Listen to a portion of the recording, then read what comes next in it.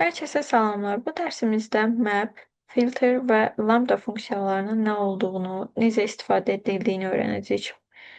Böyük bir mağazada işləyirsiniz və minlərcə məhsulun qiymətini dəyişməyi ya da müəyyən kriteriyalara uyğun məhsullar tapmalısınız.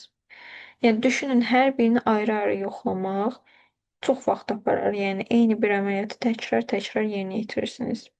Python'da da map, filter və lambda funksiyaları bizə bu cür toplu təkrar əməliyyatları asanca etməyə imkan verir. İlk öncə lambda funksiyasından başlayaq. Lambda funksiyası kiçik adsız funksiyalar da adlanır. Yəni adətən sadə hesablamalar üçün istifadə olunur və parametr olaraq istədiyiniz qədər parametr ala bilər. Sintaksisi isə bu formadadır. Lambda daha sonra istədiyiniz funksiyanı qeyd edirsiniz. Hansı ki, yerinə yetiriləcək funksiyanı. Lambda adı olmayan bir sətirlik mini funksiyalardır. Yəni bəzən deflə yazdığımız funksiyaları tez-tez yazmağa ehtiyac olmur. Yəni sadə funksiyalarda lambdadan istifadə edə bilərsiniz. Deflə fərqi də, defdə biz demişdik ki, def daha sonra funksiyanın adı və daha sonrasında funksiyanın özünü qeyd edirdik, kod blokunu. Amma lambdada ad qeyd etməyə ehtiyac yoxdur. İkisini müqayisə üçün eyni bir əməliyyatı hər ikisi ilə eləyək. Məsələn, bizə 2 ədədin cəmi lazımdır. Bu zaman defdə biz cəm deyə bir funksiya yaradırdıq. Daha sonra 2 dəyəri daxil edirik, parametr və return olaraq onların cəmini qaytarsın deyirik.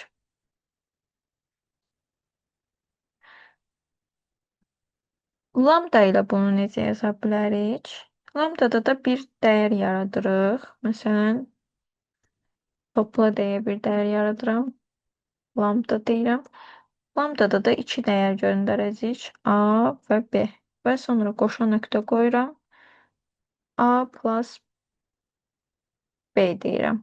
Yəni gördüyünüz kimi defdə mən funksiya adı yazdım və return dedim. Amma lambdada elə bir şeyə ehtiyac yoxdur. Bu qədər sadə. Cəm 5, 6 deyirəm. 11 qaytardı. Topla 5, 6 da desəm, mənə yenidən eyni nəticəni qaytaracaq. Lambdada da yəni ona mənimsətdiyimiz dəyəri çağırıb parametrlərə onu daxil edirik. Lambda funksiyaları qısa və tez-tez map və filter kimi funksiyalarından da istifadə edilir. Sonrakı nümunələrimizdə onlara da toxunacaq. Bəzən lambdanın daxilində siz şərt yazmaq da istəyə bilərsiniz. Məsələn, dəyəriniz var və onun başqa bir dəyərdən böyük ya da kiçik olduğunu bilmək istəyirsiniz.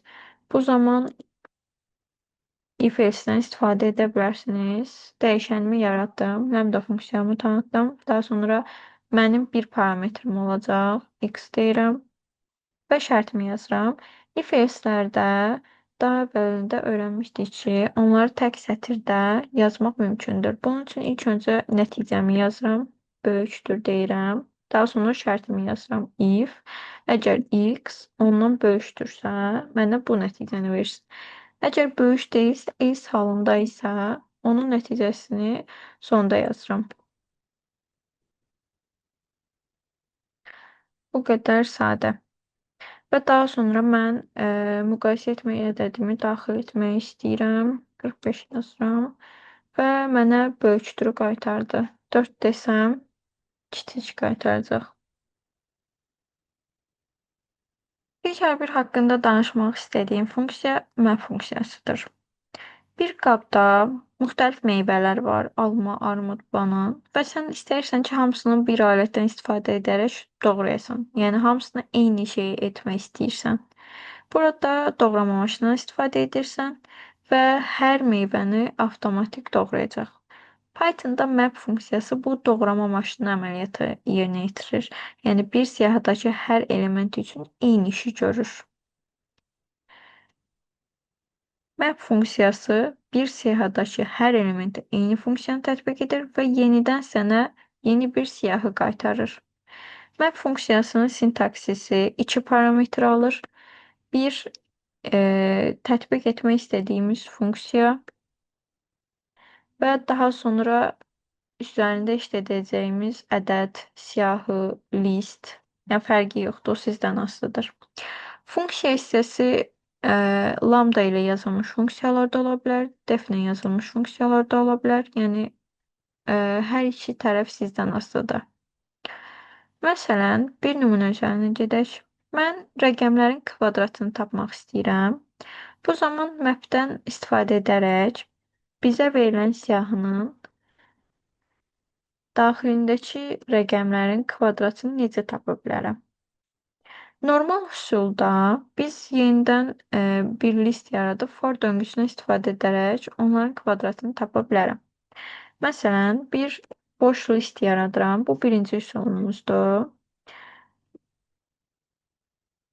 Və daha sonra for döngüsündən istifadə edərək deyirəm ki, mənim listimin içərisindəki hər bir ədəd üçün onun kvadratını tap və yaratdığım yeni listə onu əlavə et. Burada append funksiyasından istifadə edirəm və deyirəm ki, i-nin kvadratını əlavə et. Və daha sonra list 1-i çağırdıqda görürəm ki, mənə hər bir ədədin kvadratını qaytardı. İndi isə eyni əməliyyatı map funksiyasından istifadə edək. Bu zaman yeni bir list yaradıram. List 3 deyək. Və mənə nəticəni list formasında qaytarsın deyə list funksiyasından istifadə edirəm. Daha sonra map funksiyasını yazıram. Map funksiyasında dedik ki, 2 element var. Yəni 2 parametr var. Funksiya və siyahı.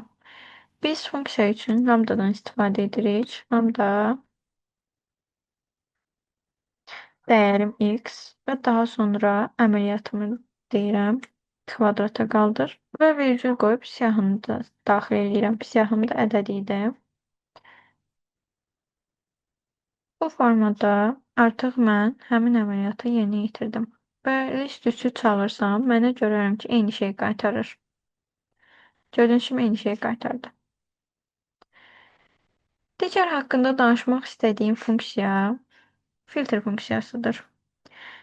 Yəni, bu səfər qabdakı meyvələrdən yalnızca qırmızı olanları saxlamaq istəyiriksə, bu zaman filtrdən istifadə edirik. Yəni, əl ilə seçmək yerinə bir filtri tətbiq edirik və artıq o bizim yerimizdə işi görür.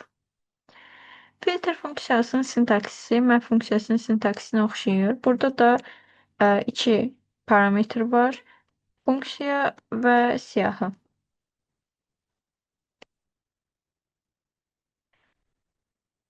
Funksiya bu səfər def ilə yazacağım, çünki əvvəlki nümunədə lambda ilə baxmışdıq. Cüt ədədləri seçmək istəyirik bizim ədəd siyahımızdan. Bunun üçün bir funksiya yazıram öncə. Siyahını seçmək üçün, yəni cüt ədədləri seçmək üçün bir dəyərimiz var və onun cüt ədəd olub olmaması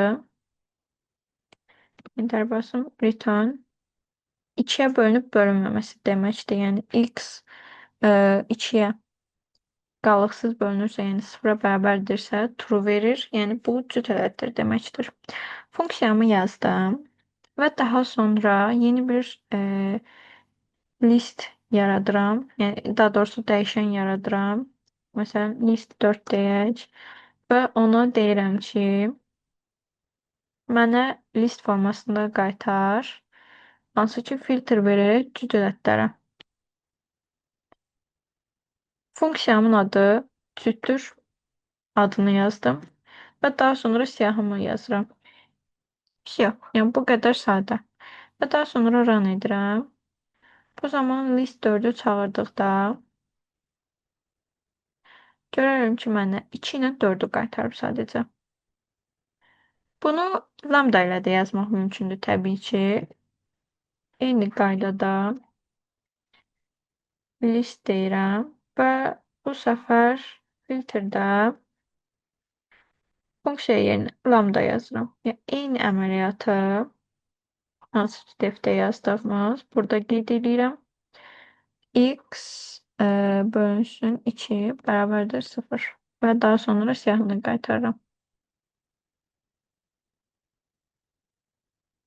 Run edirəm və list 5-i çağırdıqda görürəm ki, mənə yeni eyni nəticəni qaytardı. Yəni burada fərqi yoxdur. Siz funksiyanı lambda ilə özünüz də yaza bilərsiniz. Əgər mürəkkəb funksiyadırsa, bu zaman defdən də istifadə edib sadəcə funksiya adını qeyd etməyiniz kifayətdir. Pythonda bu kimi eyni işlərdə, yəni eyni zamanda hər üçünü, hətta ikisini, üçünü fərqi yoxdur, istifadə edə bilərsiniz. Yəni bu bir növ kombinasiya olur. Bunlardan istifadə edərək sadə əməliyyatlarda təkrarlanmaların qarşısını alırsınız. Yalnızca bir funksiya yazmaqla siz bütün işi yerinə yetirə bilirsiniz.